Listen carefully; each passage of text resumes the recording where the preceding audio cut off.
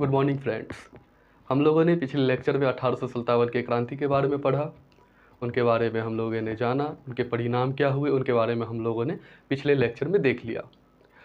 अब उनके बाद हम जो है कि इनका जो भी परिणाम के बाद जो भारत की राजनीति में आगे जो भी हिस्टोरिकल इवेंट गुजरा है उनके बारे में आज पता करेंगे।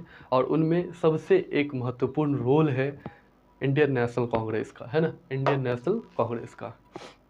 ये भारत की आज़ादी में एक बहुत ही बड़ा इम्पोर्टेंट रोल निभाया है।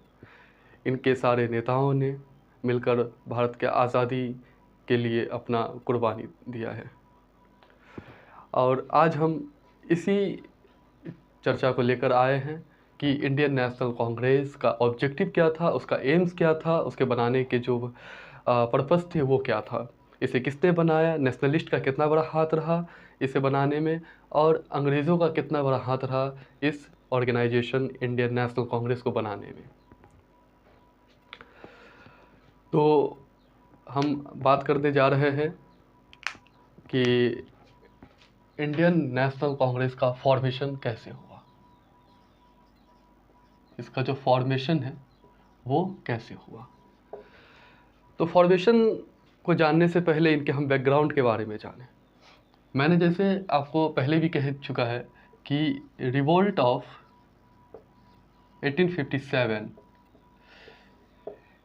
इनके जो परिणाम निकला, इनका जो परिणाम निकला, इनका परिणाम क्या निकला कि जो हिंदुस्तान का बागडोर ईस्ट इंडिया कंपनी के हाथ में था, एक कंपनी के हाथ में था, वो बागडोर अब कंपनी के हाथ में ना रहकर अब ये ब्रिटिश के क्वीन के पास चले गया, रानी के पास चले गया।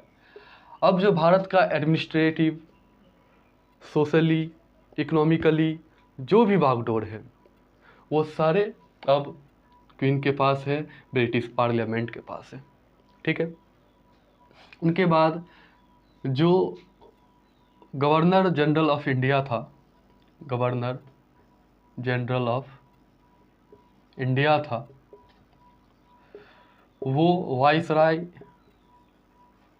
ऑफ इंडिया के नाम से जाना जाने लगा। अच्छा, बहुत सारे जगहों पे मैंने ये सुना है कि ये कहा जाता है कि गवर्नर जनरल ऑफ इंडिया जो पोस्ट था इसे एबॉलिश कर दिया गया। ऐसा नहीं है भाइयों, ये पद एबॉलिश नहीं हुआ, बल्कि इस पोस्ट में एक और पोस्ट जुड़ गया जिसका नाम है वाइसराय ऑफ इंडिया। अब ये वाइसराय ऑफ इंडिया जो है क्वीन का अकाउंटेबल था। ठीक है। तो जब 1857 की क्रांति ख़त्म हुई, इनका जो ये परिणाम निकला, government of India act, government of India act 1858 आया। उनके बाद कई सारे ऐसे एक्ट आया जिस एक्ट ने हिंदुस्तान में और भी ज़्यादा दमनकारी जो स्थिति है पैदा कर दिया, और भी लोगों को सप्रेस किया जाने लगा, लोग परेशान होने लगे। इन सब चीज़ों को देखकर अपने क्षेत्रीय जो इलाका, मतलब क्षेत्रीय स्तर पर कई बड़े बड़े नेताओं ने और एक एक ऑर्गेनाइजेशन बनाया और वहाँ के क्षेत्रीय जो प्रॉब्लम है उसे सॉल्व करने का कोशिश करना शुरू कर दिया। उसमें से कई एसोसिएशन, कई ऑर्गेनाइजेशन का मैं नाम लिख रहा हूँ।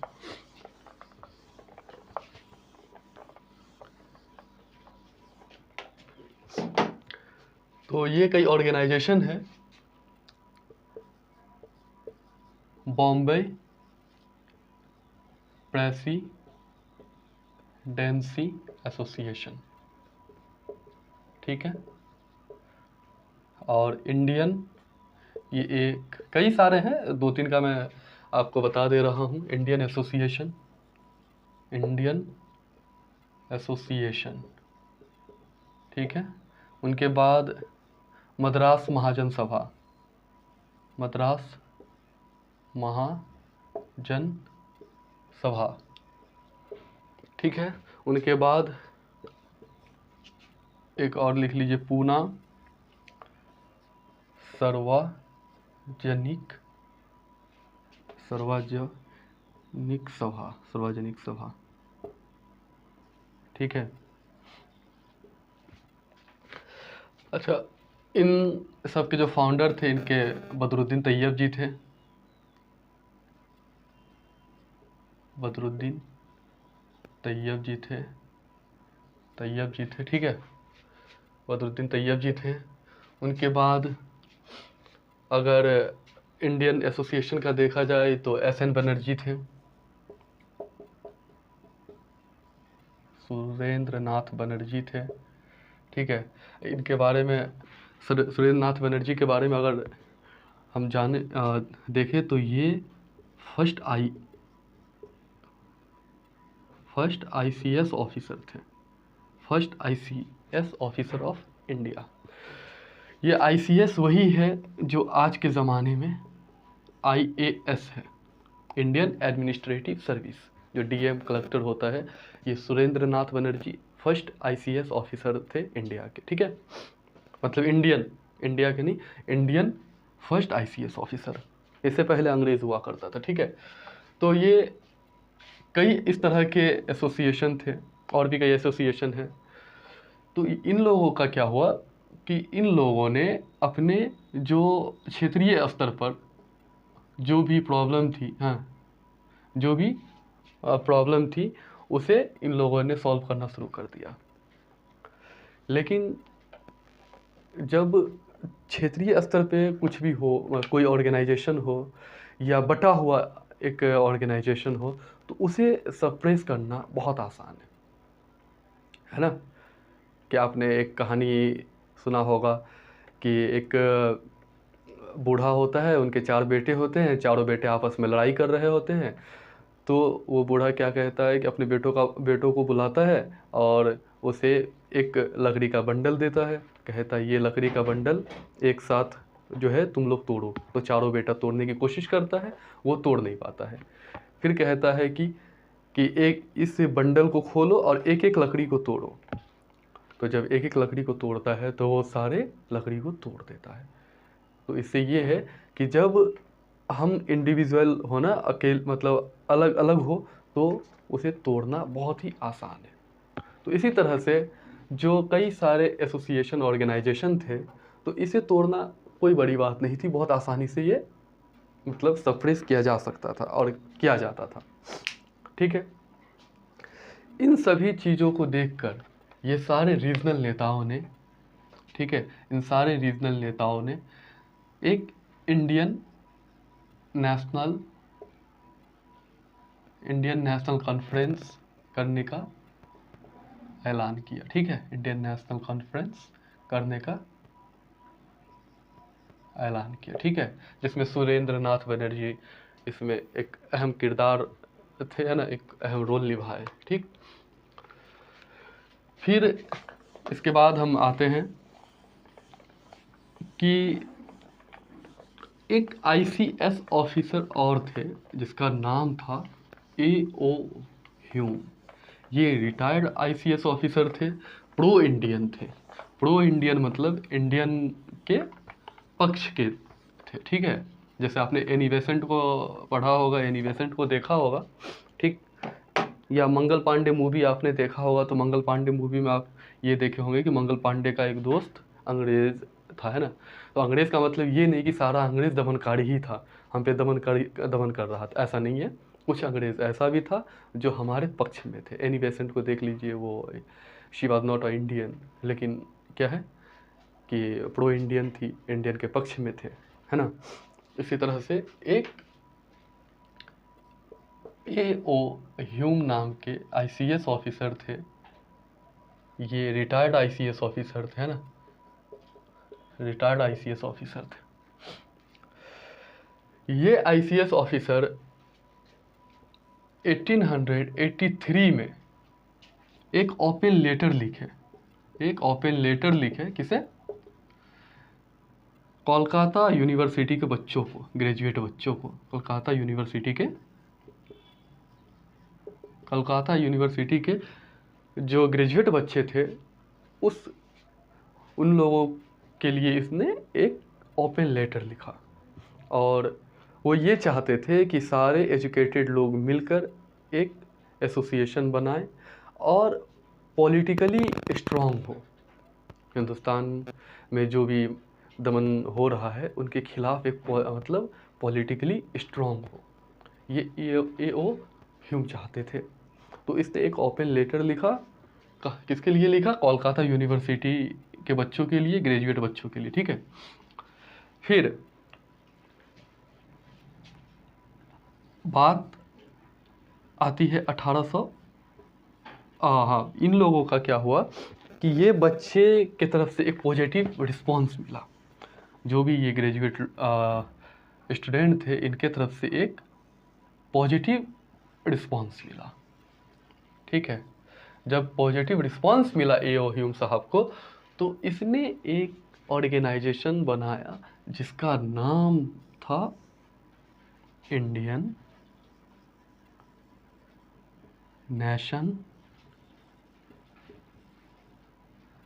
यूनियन, है ना, ये नाम था Indian nation union. A.O.. Hume साहब ने एक ऑर्गेनाइजेशन बनाया जिसका नाम था इंडियन नेशन यूनियन, ठीक। चलिए, इंडियन नेशन यूनियन जो है कि ये बाद में इंडियन नेशनल कांग्रेस का रूप लेता है। वो कैसे लेता है मैं आपको बता रहा हूँ, ठीक है। आगे लिख देखते हैं, ठीक।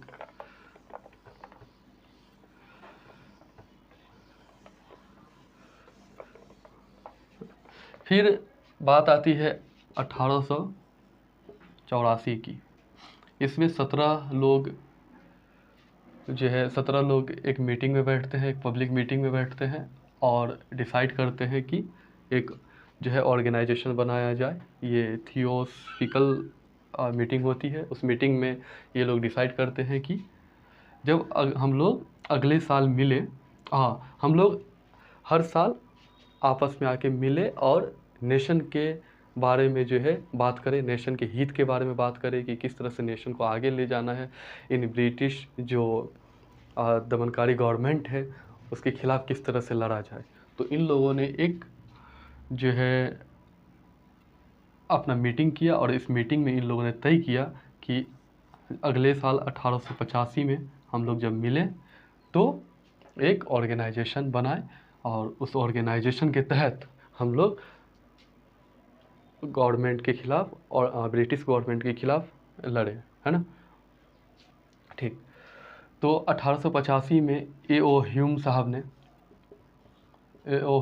ने लॉर्ड डफरीन, है ना, डफर था, है ना, कैसे नहीं कहते, हाँ, लॉर्ड डफरीन, ठीक। ये लॉर्ड डफरीन जो है वाइसराय ऑफ इंडिया थे, तत्कालीन वाइसराय ऑफ इंडिया। उस वक्त के जो है viceroy of India Lord Dufferin थे। लॉर्ड डफरीन से ये परमिशन ले लिए कि हम लोग एक पूना में मीटिंग करने वाले हैं, जो है ना, हम लोग मिलकर एक मीटिंग करने वाले हैं और ये मीटिंग में हम लोग एक ऑर्गेनाइजेशन को बनाएंगे, ठीक है। तो फिर जब 1885 दिसंबर लास्ट दिसंबर, है ना, 28 से 31 दिसंबर, ठीक, दिसंबर 1885 में ए.ओ. ह्यूम साहब ने एक मीटिंग ऑर्गेनाइज़ किया। ए.ओ. ह्यूम साहब ने कहाँ पे किया, ये है, पहले ये देख लेते हैं कि ए.ओ. ह्यूम साहब ने एक मीटिंग ऑर्गेनाइज़ किया 1885 दिसंबर में, ठीक है, जिसमें 72 लोग आए। एक छोटा सा जानकारी और, 54 लोग इसमें हिंदू थे, 2 लोग मुस्लिम थे, बाकी बात क्रिश्चियन और पारसीस थे, जैन क्रिश्चियन पारसी थे, ठीक है। खैर इतना ये कोई ज़रूरत नहीं है, लेकिन ये याद रखना है कि 72 डेलीगेट्स थे, है ना, 72 लोग आए और फिर चर्चा हुई कि इंडियन नेशनल कांग्रेस का फॉर्मेशन किया जाए। ये जो मीटिंग था, ये मीटिंग सबसे पहले जो परमिशन लिया गया था, ये मीटिंग पूना में आयोजित करने का परमिशन लिया गया था। लेकिन उसी साल ऐसा होता है, पूना में कॉलेरा फैल जाता है, हैजा फैल जाता है। ठीक है, पूना में कॉलेरा फैल जाता है, हैजा फैल जाता है। इसके कारण बदरुद्दीन तैयब जी, जो लीडर ऑफ अंजुमने इस्लाम थे, है ना, अंजुमने इस्लाम के एक इम्पॉर्टेंट लीडर थे, ठीक है, बदरुद्दीन तैयब जी, और बॉम्बे प्रेसिडेंसी एसोसिएशन के भी फाउंडर थे। ठीक है, बदरुद्दीन तैयब जी बॉम्बे प्रेसिडेंसी एसोसिएशन के फाउंडर थे और लीडर थे अंजुमने इस्लाम के। उसने इनवाइट किया ए.ओ. ह्यूम साहब को कि आप बॉम्बे आ जाइए और जो ये मीटिंग है इसे बॉम्बे में, है ना, बॉम्बे में कीजिए। तो ये लोग पूना में न जाके उस साल जो फर्स्ट ये लोग पूना में न जाके बॉम्बे आए, और बॉम्बे में एक कॉलेज है, बॉम्बे में एक कॉलेज है, ठीक है, गोपाल दास तेजपाल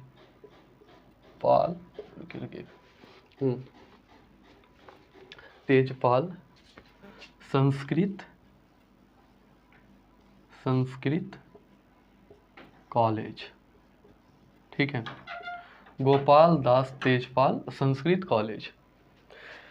यहाँ पे मीटिंग ऑर्गेनाइज हुई, इस जगह पे मीटिंग ऑर्गेनाइज हुई, और इस मीटिंग में जो ए.ओ. ह्यूम साहब ने इंडियन नेशन यूनियन जो था, इनका नाम बदलकर दादा भाई नौरोजी ने, किसने, दादा भाई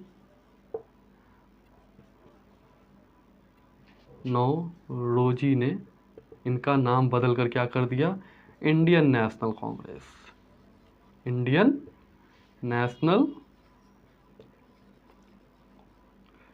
नेशनल कांग्रेस। ठीक है, दादा भाई नौरोजी ने इंडियन नेशन यूनियन का नाम बदलकर इंडियन नेशनल कांग्रेस रख दिए। ठीक है, तो ये देख ले कि ये ऑर्गेनाइज कहाँ हुआ था, गोपाल दास तेजपाल संस्कृत कॉलेज, और वहाँ पे दादा भाई नौरोजी ने इंडियन नेशनल यूनियन जो ए.ओ. ह्यूम साहब ने बनाया था, उसका नाम बदलकर क्या रख दिया गया, इंडियन नेशनल कांग्रेस। इस मीटिंग में W.C. बनर्जी को प्रेसिडेंट चुना गया, उसका चेयरमैन चुना गया। ठीक है, और ए.ओ. ह्यूम साहब इस मीटिंग के जनरल सेक्रेटरी चुने गए। ठीक, इस तरह से इंडियन नेशनल कांग्रेस का फॉर्मेशन हुआ, और पहला जो सेशन था, पहला जो सत्र था इंडियन नेशनल कांग्रेस का, वो सफलपूर्वक संभव हुआ। ठीक है, इनके बाद थोड़ा सा हम ए.ओ. ह्यूम साहब के बारे में जान लेते हैं।